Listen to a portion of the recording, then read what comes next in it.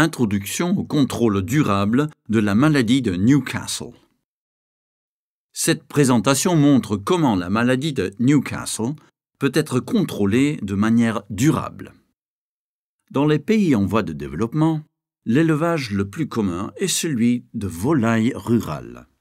Comme les éleveurs possèdent souvent peu de biens et peu de ressources, même un petit progrès dans la productivité des élevages peut améliorer significativement la sécurité alimentaire et accroître les revenus des familles.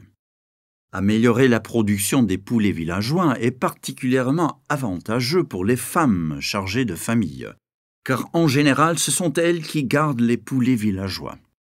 La maladie de Newcastle est une des principales contraintes à laquelle doivent faire face les petits éleveurs qui désirent améliorer la productivité de leurs élevages de volailles. Dans les pays en voie de développement, des épidémies de la maladie de Newcastle ont lieu 1 à 2 fois par an et tuent en moyenne 70 à 80% des poulets villageois non vaccinés. Différentes mesures générales peuvent être mises en place pour contrôler la maladie. Elles comprennent l'adoption d'une hygiène de base, le fait de ne pas introduire de nouveaux oiseaux durant la période à haut risque et celui d'enterrer tous les animaux morts de cette maladie.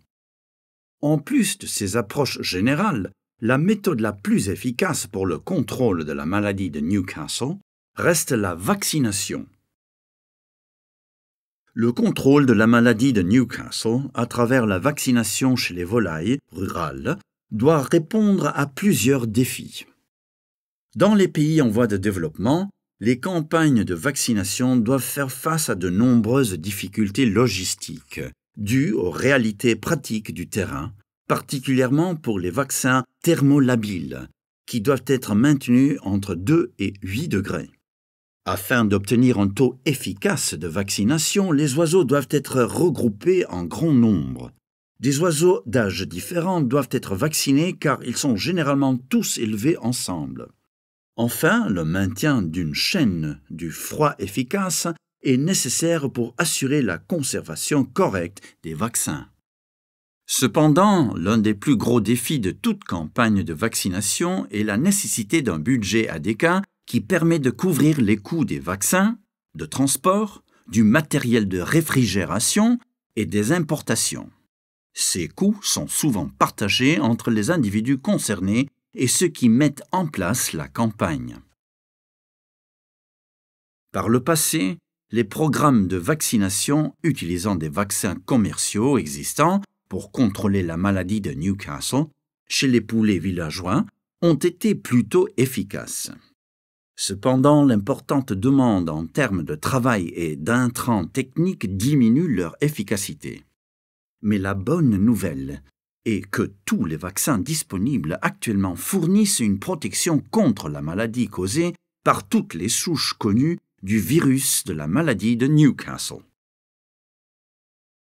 Le choix du vaccin à utiliser doit être basé sur l'efficacité, la thermotolérance, la facilité d'utilisation et de transport, le coût, l'accessibilité et la disponibilité dans le pays ou dans la zone ciblée.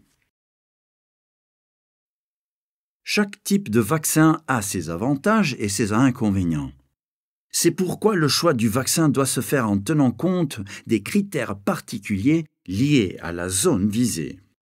L'immunogénicité, la thermotolérance, le type de production, le recours à l'importation, la voie d'administration et la transmissibilité sont tous des facteurs qui ont une influence sur l'efficacité des campagnes de vaccination. Ce tableau compare 5 vaccins différents disponibles contre la maladie de Newcastle: Newcavac, Itanew, Lasota, NDV4HR et I2. L'expérience sur le terrain a montré que le vaccin I2 contre la maladie de Newcastle, administré par les vaccinateurs villageois, protège efficacement les oiseaux contre les épidémies de la maladie lorsqu'il est administré tous les 4 mois. Pour une vaccination réussie, une coordination et une planification et une organisation appropriée sont essentielles. Une campagne de vaccination efficace implique les décideurs principaux, les fermiers, les vaccinateurs villageois, les conseillers agricoles, le personnel des services vétérinaires, les entreprises privées, les scientifiques spécialistes de l'élevage, les sociologues et les organisations non gouvernementales. Une planification appropriée doit être complétée par des formations afin de s'assurer que le personnel sur le terrain comprend bien toutes les caractéristiques des vaccins et particulièrement celles relatives aux exigences en matière de conservation. Là où la chaîne du froid ne peut pas être maintenue correctement, le nombre d'individus disponibles est généralement assez faible. Ceci est dû au manque d'enseignements spécialisés relatifs aux vaccins et au manque d'installations nécessaires au maintien de la chaîne du froid. Dans cette situation, il est souvent utile de former les vaccinateurs villageois.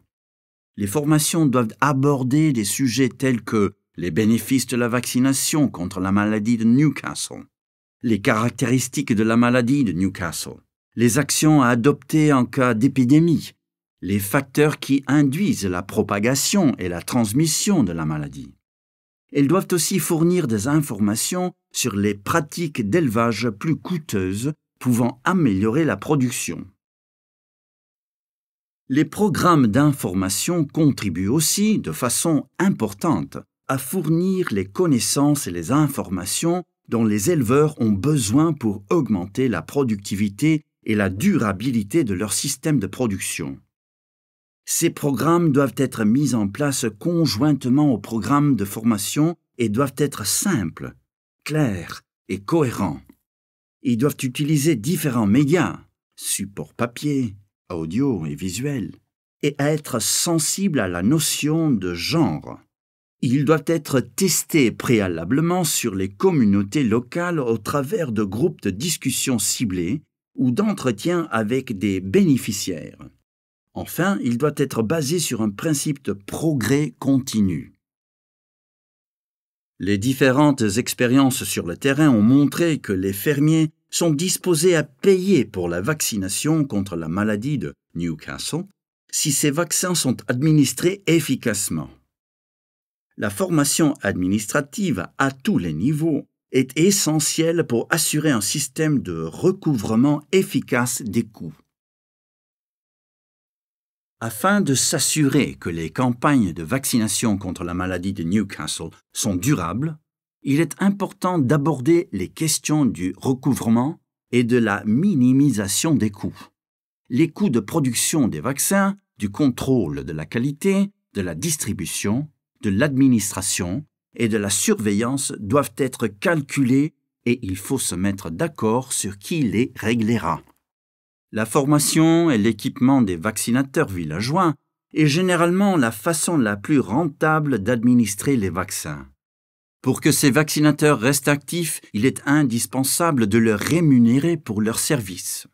La manière de procéder la plus durable consiste à faire payer une somme par animal aux fermiers afin que les vaccinateurs puissent couvrir les coûts des vaccins ainsi qu'une petite somme pour les services de vaccination fournis par les vaccinateurs. La mise en place d'une politique gouvernementale pour faciliter le contrôle durable de la maladie de Newcastle en zone rurale implique souvent une subvention partielle provenant du gouvernement. Les fermiers couvrent les coûts liés à l'administration des vaccins par les vaccinateurs villageois et une partie des coûts associés à la production et à la distribution des vaccins. Un contrôle durable de la maladie de Newcastle est une condition préalable essentielle à l'amélioration de la production en aviculture familiale. Cela contribue à améliorer la sécurité alimentaire des familles et leurs revenus. Cela augmente également l'accès au poulet dans les zones urbaines et périurbaines et cela contribue à rendre les femmes plus autonomes. Ces références vous permettront d'en apprendre davantage sur le contrôle de la maladie de Newcastle en zone rurale.